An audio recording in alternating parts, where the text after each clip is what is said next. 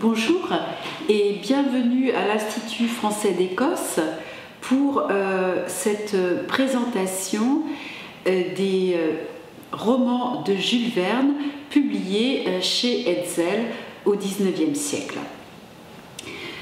Cette présentation aurait dû bien sûr se faire à la bibliothèque et mon idée était d'exposer les volumes pour le public, mais malheureusement la situation étant ce qu'elle est, nous devons le faire en virtuel, mais j'espère bien pouvoir présenter ces volumes à la bibliothèque ultérieurement.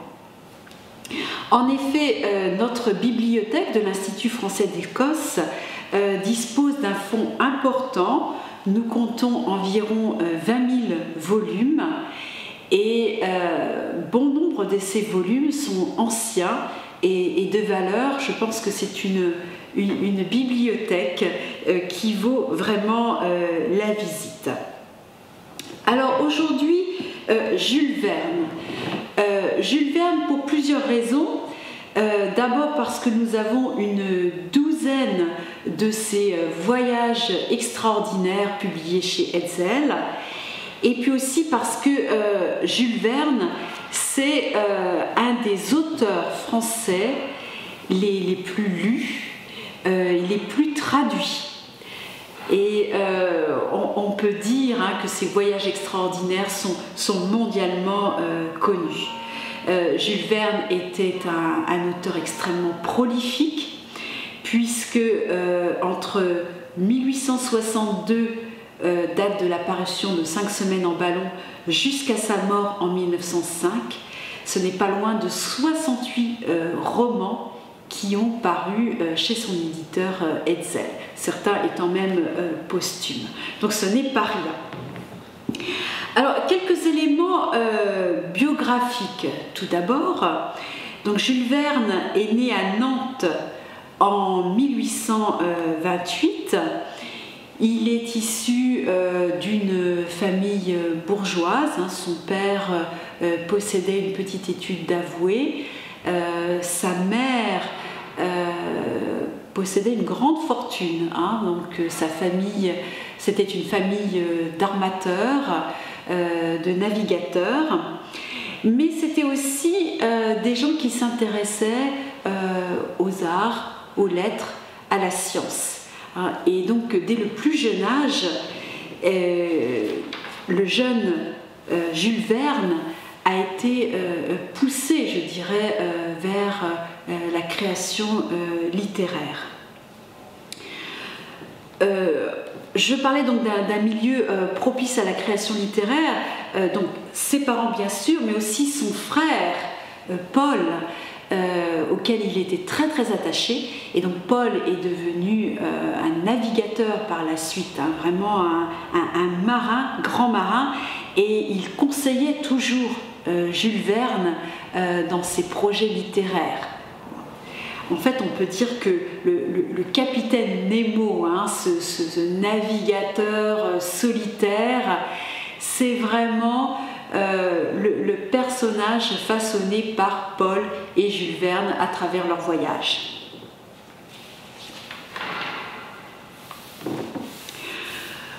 Autre source de formation pour Jules Verne, eh bien, c'est encore une fois sa ville natale, Nantes. Le port de Nantes, qui lui était très très familier. Nantes, c'est le point de départ de Bougainville pour son voyage autour du monde en 1766.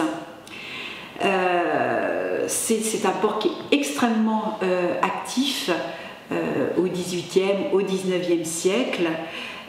Les navigateurs nantais rapportent des produits exotiques de leurs expéditions. Ils vont rapporter des essences rares, des plantes rares qu'on trouve au Jardin des Plantes, que le jeune Jules Verne parcourt inlassablement.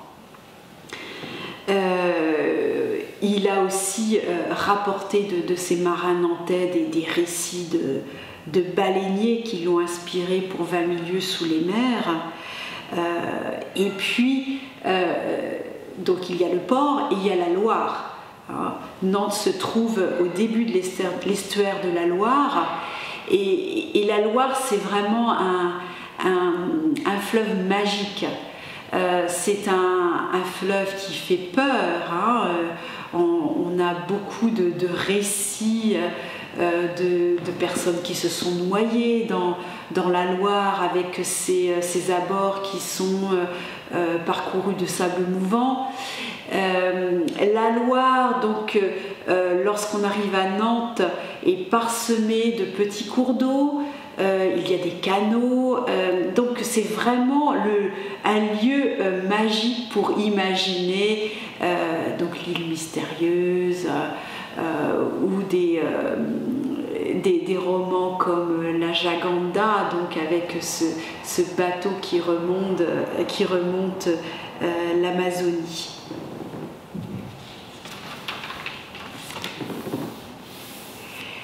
Alors, donc, outre ces sources d'inspiration, il y a aussi une solide formation scolaire. Alors, comme vous pouvez le voir sur ce document, Jules Verne a été élève au lycée royal, donc à Nantes, qui est devenu le lycée Clémenceau.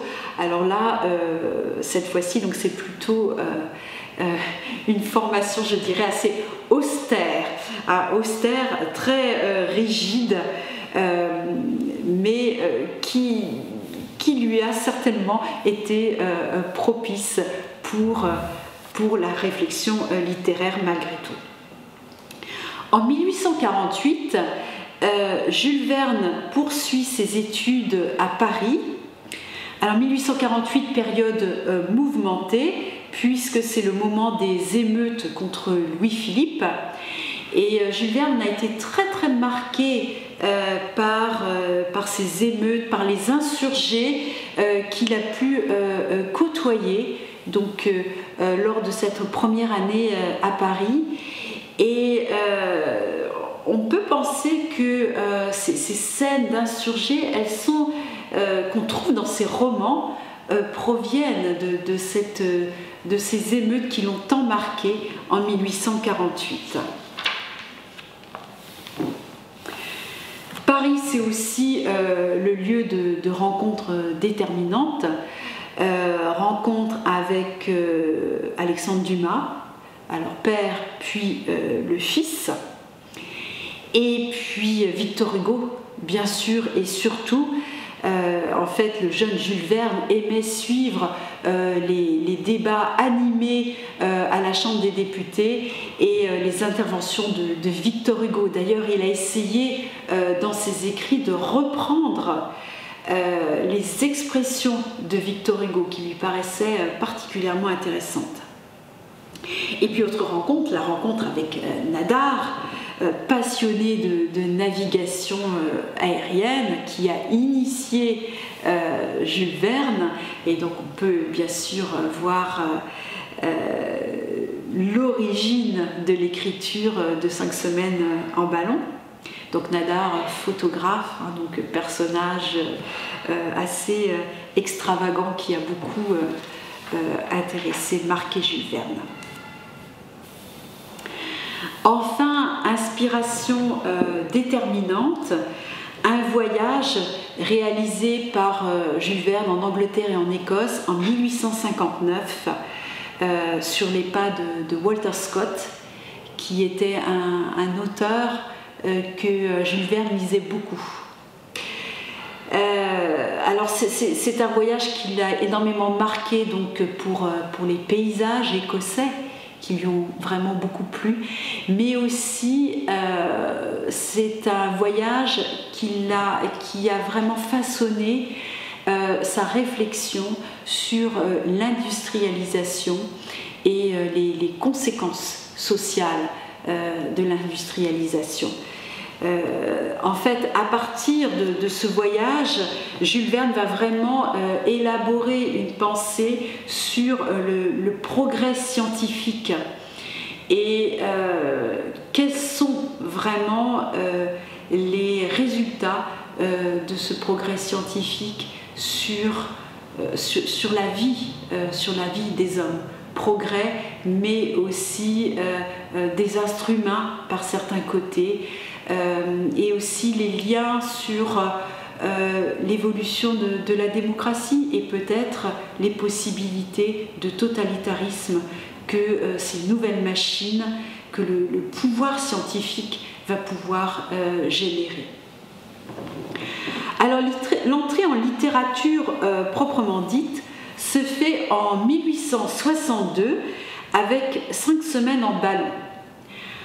C'est un livre que Jules Verne a proposé à divers éditeurs qui l'ont refusé, mais Pierre-Jules Hetzel, qui était déjà un éditeur chevronné, a tout de suite apprécié et il a tout de suite compris l'intérêt de cette publication pour son public, pour ses lecteurs d'une manière générale. Pierre-Jules Hetzel a souhaité, parallèlement à cela, créer donc une revue intitulée Le Magasin d'éducation et de récréation, qui proposerait des magazines pour la jeunesse. Alors, donc, idée d'éducation qui serait donnée à travers les propositions, les histoires de Jules Verne et leur appui scientifique. Éducatif aussi avec le soutien de Jean Massé, le pédagogue, qui va aussi penser à comment former la jeunesse. Et puis la récréation, donc là c'est Jules Hetzel qui va lui s'intéresser à l'aspect rêve, voyage, imaginaire. Donc il s'agit d'éduquer la jeunesse à travers ces livres.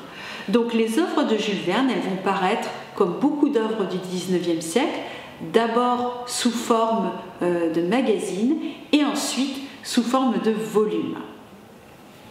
Alors Pierre-Jules Hetzel, encore une fois, en tant qu'éditeur chevronné, va faire signer un contrat d'exclusivité à Jules Verne, donc contrat donc, qui est très intéressant pour Pierre-Jules Hetzel puisqu'il obtient l'exclusivité des œuvres de Jules Verne, et Jules Verne doit s'engager à produire au minimum 3 volumes par an, ce qui n'est pas rien.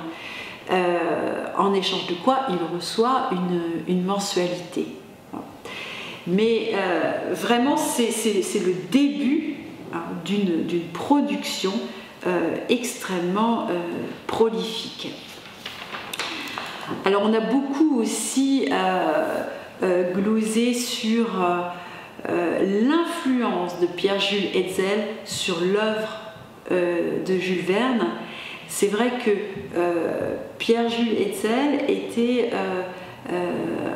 un homme de littérature qui avait vraiment un regard très fort, très intéressant sur la littérature, qui pouvait déterminer vraiment l'intérêt d'une œuvre. Bon, maintenant, on sait qu'il avait été aussi extrêmement dur vis-à-vis de Jules Verne. On a une correspondance où effectivement Pierre-Jules Hetzel n'y va pas par 4 chemins pour dire que vraiment tel livre, tel passage, vraiment ça ne va pas du tout sur le plan littéraire, sur le plan du sens, du contenu. Pierre-Jules Hetzel était extrêmement exigeant, et peut-être que d'une certaine façon il a façonné l'œuvre de Jules Verne dans le sens où il voulait quand même en faire une œuvre commerciale. Donc il fallait vraiment qu'il y ait du rêve, et qu'il fallait éviter des personnages trop sombres. Alors le personnage de Nemo, qui est quand même un personnage malgré tout qui reste sombre, cet homme qui s'enferme dans le Nautilus pour se couper du monde. Bon, malgré tout, Pierre-Jules Hetzel a fait en sorte que ce personnage reste aussi un personnage qui pousse à la rêverie, hein, et pas seulement à des pensées très sombres. Alors, pour avoir un livre, des livres qui appellent, hein, le public, Pierre-Jules Hetzel avait compris l'importance du cartonnage et puis aussi de l'illustration. Donc, ce qui m'amène donc à présenter les illustrations de ces romans de Jules Verne. Et ces illustrations, elles sont absolument magnifiques parce qu'elles ont été réalisées par les plus grands de l'époque. Alors, parmi eux, on peut citer Alphonse de Neuville. Alphonse de Neuville, c'était un élève, un peintre, hein, donc élève de Delacroix et peintre de sujets militaires. La plus grande œuvre d'Alphonse de Neuville, c'est les dernières cartouches, donc qui est une reproduction, je dirais, de la bataille de Sedan, et on voit donc des occupants d'une maison assiégée et qui essaient de se défendre en utilisant leurs dernières cartouches. Ah, donc cette peinture, les dernières cartouches, était vraiment très très célèbre au XIXe siècle, et on voit bien à partir de son œuvre de peintre comment les personnages d'Alphonse de Neuville touchent, hein, le lecteur. Hein. Donc on a en particulier ces images de 20 000 lieues sous les mers, hein, donc on voit l'interaction des personnages qui est absolument merveilleuse.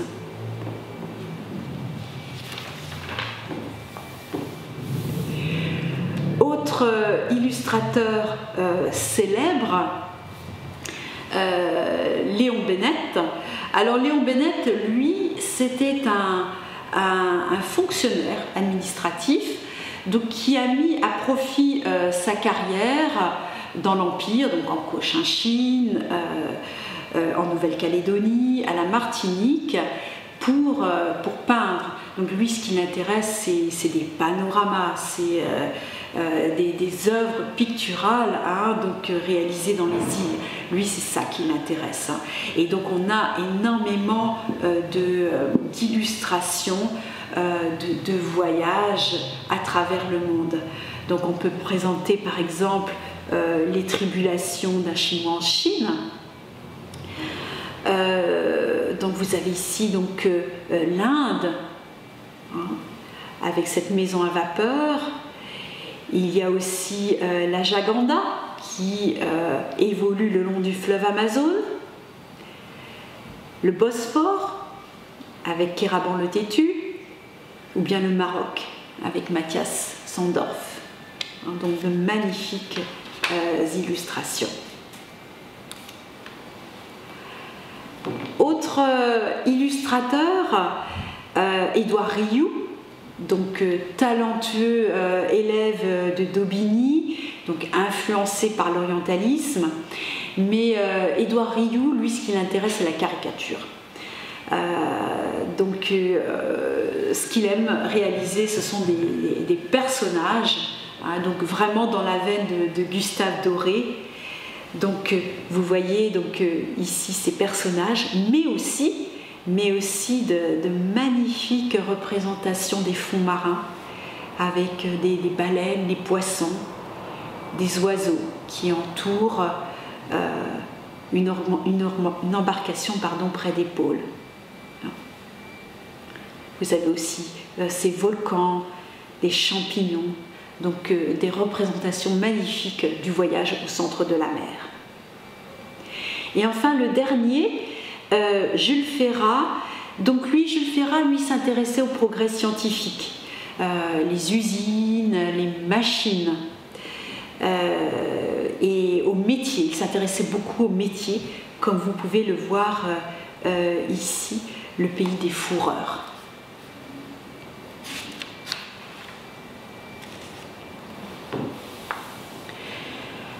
Jules Verne entretenait une importante correspondance avec ses illustrateurs, hein, et il n'hésitait pas à faire part de son point de vue. Nous avons par exemple de nombreuses lettres qu'il a pu écrire donc à Édouard Rioux, notamment pour présenter le décor du Nautilus, hein, ce sous-marin qui sert finalement de maison, on pourrait dire, pour le capitaine Nemo, maison donc pour se couper de l'humanité. Et bon, ce Nautilus deviendra aussi le tombeau de ce capitaine Nemo. Et il souhaitait en particulier que le Nautilus apparaisse avec des salons, le confort, tout le confort nécessaire à ce voyageur au long cours. Autre intérêt de ces gravures, c'est qu'elles reprennent les recherches très importantes que Jules Verne avait réalisées pour écrire ses livres. Alors, certains scientifiques avaient considéré que certains livres n'étaient pas très solides sur le plan scientifique, mais bon, Jules Verne s'en est toujours défendu. Pour lui, l'aspect scientifique, c'est le point de départ d'un roman, et ensuite on évolue vers la fantaisie. Mais quand même, il s'était beaucoup appuyé sur des documents contemporains, et en particulier pour écrire le roman Sans dessus dessous, il avait fait appel à un scientifique, l'ingénieur Pierre Dieu, alias Albert Badoureau, qui lui avait remis un imposant volume pour l'écriture de Sans dessus dessous. Et Jules Verne l'avait remercié en disant « Je serais très heureux que le public, j'entends le public savant, pût voir sur quelle base sérieuse j'ai bâti ce roman scientifique et fantaisiste à la fois. Je veux régler Badoureau pour le prix convenu de son travail, et vraiment, je le répète, sans lui, j'aurais fait une machine toute de travers, et plus sans dessus-dessous encore que le roman en question. » Alors, par ailleurs, l'intérêt de la qualité de ce travail, c'est le travail du graveur. Et la plupart des gravures ont été réalisées par François Pannemaker, qui était vraiment le grand maître de la gravure à l'époque, hein, puisqu'il a travaillé pour Gustave Doré en particulier. Donc Pannemaker, donc formé à l'école royale de gravure de Bruxelles, et qui sera distingué à l'exposition universelle de Paris en 1889. Mais on voit bien que ce travail, c'est vraiment un travail de titan, puisqu'il a fallu en fait graver sur bois toutes ces illustrations pour ensuite réaliser l'empreinte métallique qui allait servir aux reproductions.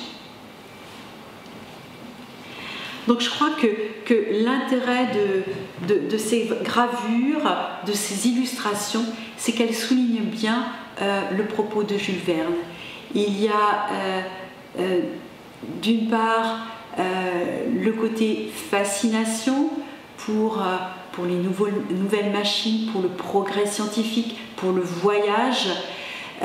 Il y a donc toutes les idées véhiculées par Jules Verne, l'idée de mondialisation aussi, hein, que la vie des hommes à venir, c'est plus seulement un confinement au village, à la région, mais on va naviguer et même par les airs, on va visiter le monde. Et puis aussi l'inquiétude, comme je l'ai dit, face au progrès scientifique qui pourrait entraîner des formes de totalitarisme. Et ces illustrations, à mon avis, témoignent vraiment de l'ambiguïté de l'œuvre de Jules Verne quant au progrès scientifique.